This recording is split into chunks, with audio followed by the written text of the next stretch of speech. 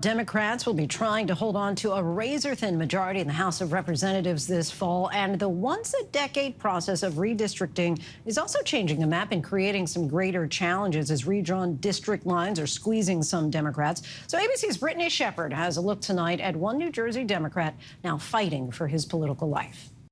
This is the race that is going to determine whether Democrats control the House of Representatives. House Democrats' last hope to keep their thin majority in Washington may rest with one man and one newly drawn congressional district. Democrat Tom Malinowski, the incumbent from New Jersey's 7th District, flipped this moderate area from red to blue back in 2018.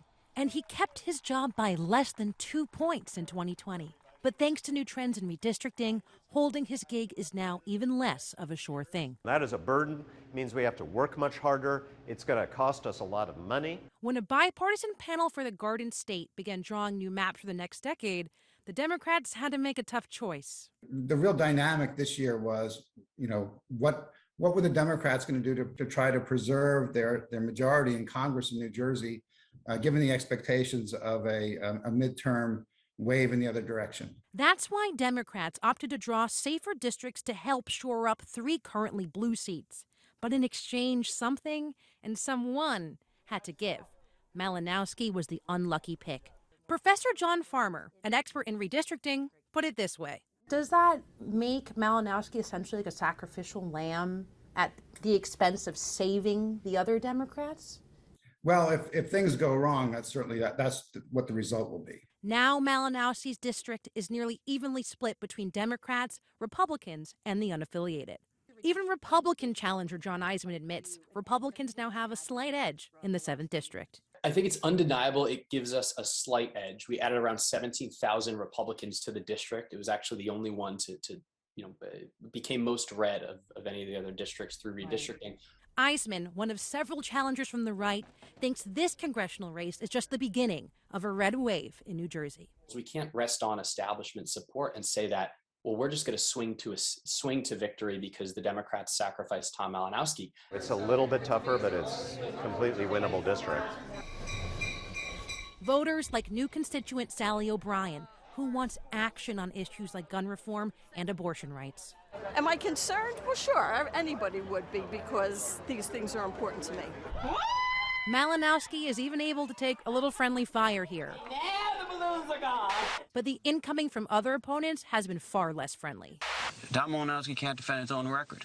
His likely challenger in November? Tom Kane Jr., who has major street cred thanks to a family political legacy. Kane Jr. lost his race against Malinowski by less than 2 points in 2020. In this rematch, Kane may have the advantage. And a House GOP-aligned super PAC has pumped in $2.5 million to target Malinowski. But Malinowski says he's not so easily shaken. This was a Republican district for over 30 years before I won it. I won it in a close race in 2018, an even closer race, the closest in the country that a Democrat won in 2020. It's also primary night in Iowa, where Congressman Cindy Axne is the lone Democrat representing the state. For the great state of Iowa and for this country, let's go win this. But redistricting has also left her vulnerable. The National Republican Campaign Committee says she's one of their top targets. Some Democrats now forced to face off in new districts against fellow incumbents. In Georgia, Congresswoman Lucy McBath knocking out Congresswoman Carolyn Bourdeaux. Thank you all so much. And coming in August, an epic showdown.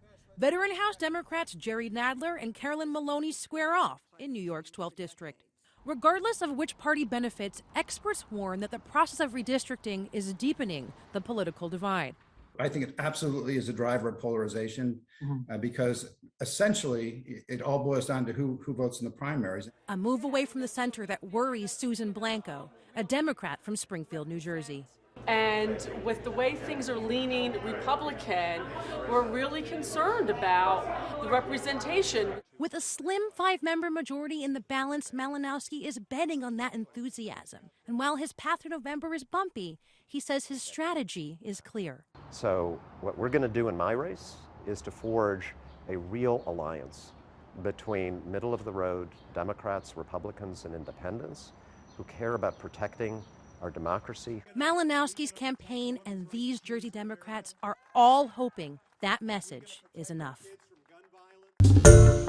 Hi, everyone. George Stephanopoulos here. Thanks for checking out the ABC News YouTube channel. If you'd like to get more videos, show highlights, and watch live event coverage, click on the right over here to subscribe to our channel. And don't forget to download the ABC News app for breaking news alerts. Thanks for watching.